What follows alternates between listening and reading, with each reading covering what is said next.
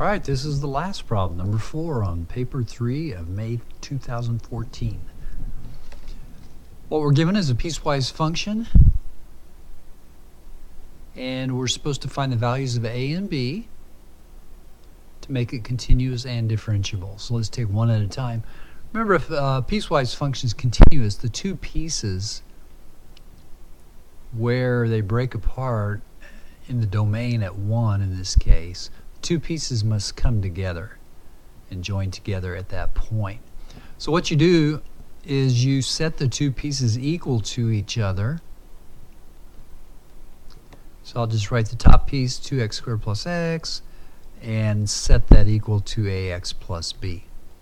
So those two pieces have to equal each other. They have to come together when x is equal to 1. So let me go ahead and sub in 1. So I have e to the negative x squared, which would be e to the negative 1, negative 1 cubed, which is negative 1, plus 2x squared, which is 2 plus 1, and that has to equal ax, which is 1a plus b. So e to the negative 1, 1 over e, and then the parentheses equal 2 equals a plus b, so we know that a plus b must equal 2 over e. Okay, now we're going to concentrate on the differentiability part of it. If they're differentiable, if the piecewise is differentiable at the point where it breaks apart at x equals 1, the two derivatives must equal each other. So we'll take the derivative of each part. All right, so what we have, it's a little messy because we have a product. So I'm going to take the first, which is e to the negative x squared, times the derivative of the second, which is negative 3x squared plus 4x plus 1.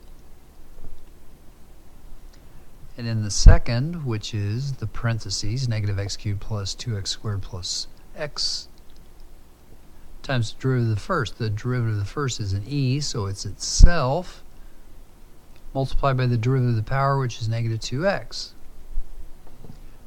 Okay, so that's the derivative of the top piece, and that has to equal the derivative of the bottom piece, which is simply a. So we'll clean this up. We're going to sub in 1 for x, clean this mess up, and we get e to the negative 1 here, and this is going to be plugging 1 in for x. You get negative 3 plus 4 plus 1. And the next set of parentheses, plugging 1 in again, you get negative 1 plus 2 plus 1. And e to the negative 1, or 1 over e, we'll switch that in a minute, and then times negative 2. And that has to equal a. Still working to clean this thing up. The first set of parentheses, we have 5 minus 3, which is 2. And then we have the second set of parentheses, we have 2, but it's being multiplied by the negative 2 on the end, so let me just go ahead and change that to negative 4. E to the negative 1 has to equal a. So 2 over e plus negative 4 over e has to equal a. In other words, negative 2 over e equals a. Okay, we've got a solved for. Now to solve for b, let me come back to the other side where I see I forgot my plus sign. Whoops, scrolling too much. Come back, come back, come back, come back. There we go. So using this equation from the continuity part of the question, we know that a is a negative 2 over e, so 2 over e equals negative 2 over e, replace a, plus b, add negative 2 over e to both sides, and you get 4 over e equal to b.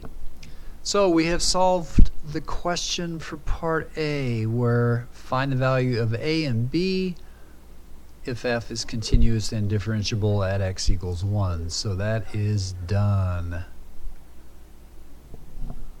All right, one more part, part B. So let me clean this up a little bit, and I'll be right back.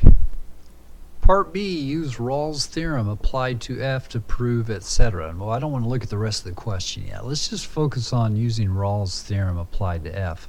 What Rawls' theorem says is if f of a equals f of b, then somewhere between a and b there's a point C between A and B such that the derivative is equal to 0.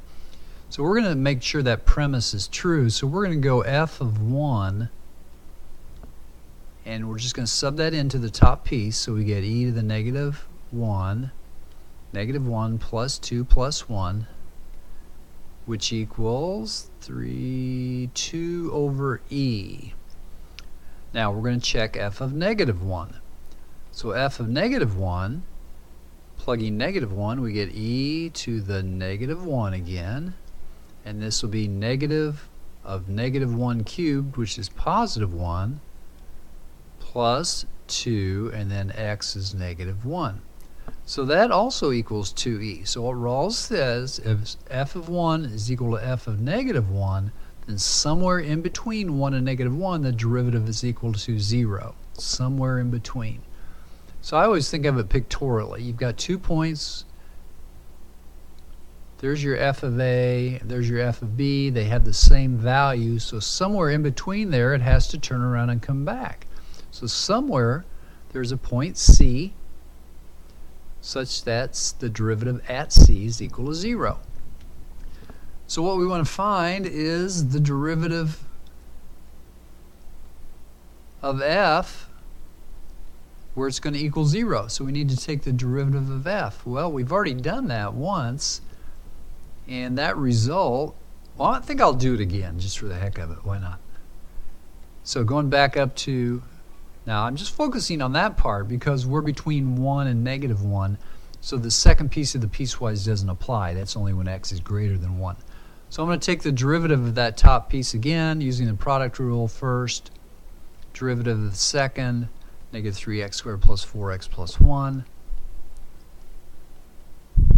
Plus the second, the parentheses, negative x cubed plus 2x squared plus x, times the derivative of the first, which was negative 2x, and then e remains the same. Okay, now I'm going to clean this up a little bit differently this time, since we're not going to sub in a value. So both terms have an e to the negative x squared, which I'm going to factor out. And I've got negative 3x squared plus 4x plus 1. And in the second set of parentheses, I'm going to distribute that negative 2x and get positive 2x to the fourth minus 4x to the third minus 2x squared. Still cleaning up here. E to the negative x squared. And putting all the terms together, highest term first would be 2x to the fourth and minus 4x squares minus 5x squared. Let's see, is that right? 2 minus 5. That was a 4x cubed, pardon. Minus 5x squared, and then plus a 4x I see, and then plus 1. All right, there is our derivative. So we know that according to Rawls' theorem, somewhere in between 1 and negative 1, that derivative must equal 0. So I'm going to set it equal to 0 to find the x where that is true. Well, this part of it, that's never going to equal 0. So I'm just kind of going to ignore that for now and focus on this, the second part. Well, let's go back to the question for just a second. It says prove that 2x to the fourth minus 4x cubed minus 5x squared plus 4x plus 1 equals 0 has a root. Well, in other words, it has to equal 0 somewhere between 1 and negative 1. Well, that's what the theorem says. So we virtually are done because we know that e to the negative x squared is never going to equal 0.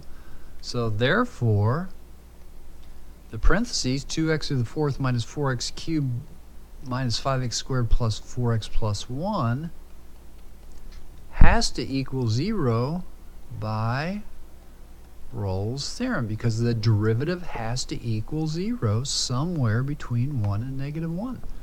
So we have proven what they wanted, and that is in the interval from negative 1 to 1. So that really is the end to part B, Roman numeral little I.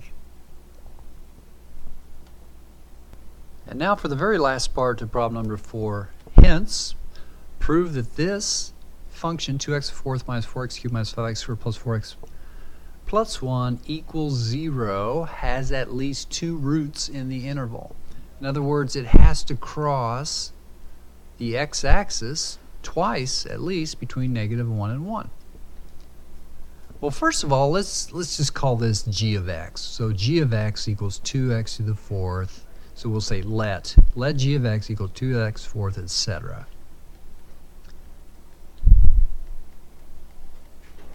So in the interval, it's not including -1 and 1, but we're going to find g of -1.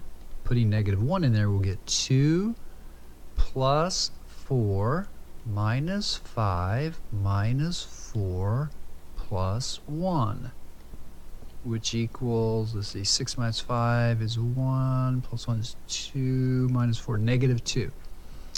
And then we'll find g of 1. Subbing 1 into g of x, we get 2 minus 4 minus 5 plus 4 plus 1. See, the 4's cancel. 2 minus 5 is -3 plus 1 is -2. So we know that g of -1 is -2. I'll just put a little dot on my diagram. G of +1 is -2. So prove that it has at least 2 roots. Well, from the previous part of the problem, we know that this thing is continuous. And let's pick another point right in the middle. Let's find g of 0, since that's easy to do. If you plug 0 into g of x, you're going to get 1. So 0, 1 is a point.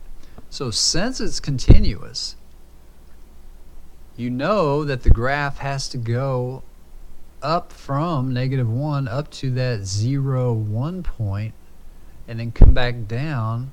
It has to do at least this without getting the exact graph. So since g of 1 is equal to g of -1,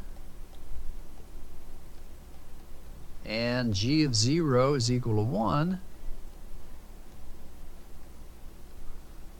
and the function is continuous,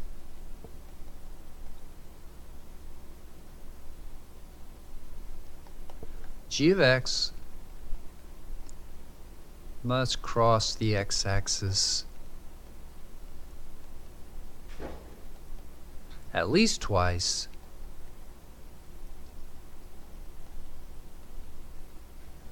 giving 2 roots.